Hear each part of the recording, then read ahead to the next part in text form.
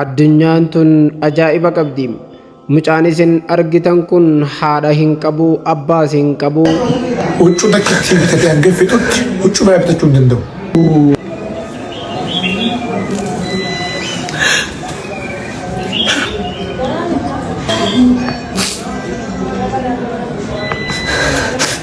Lala mee cubboo addunyaa sana.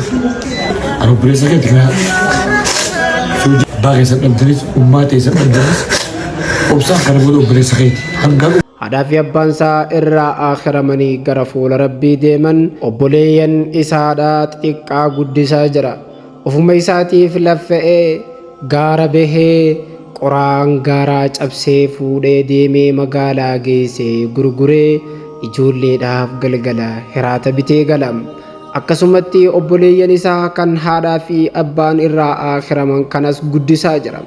Ofiifuu umriin isaadhaa daa'ima jireenyaa fi itti gaafatamummaa ba'aa ulfaataa humna isaatii olii kana baadhachaa jira. Uffanni inni deemuun kun uffata waggaa 3 fi 4 waggaa 3-4 uffata hin bitatu. Obboleeyyan isaa jiraachisuudhaaf dhama'a.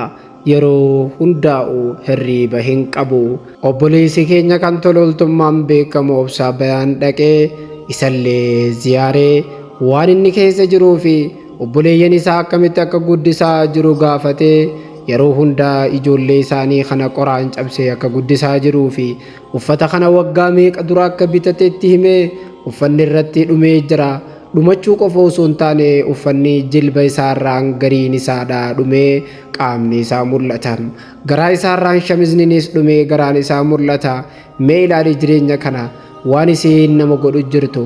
Tokkoof dabreetii fi jiruu raahaaf gammachuu maallaqa bakka itti baasu wallaalee waan biraatti fixaa jira. Garii ammoo beela saniinuu waan jiraatuun dhabee rakkachaa jira.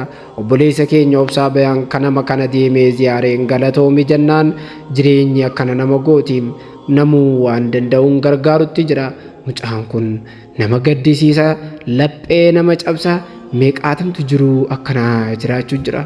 Addunyaan tun tokko makiinaa bitatee deemam, tokko ammoo waan nyaatuu fi waan buluun illee dhabee deema.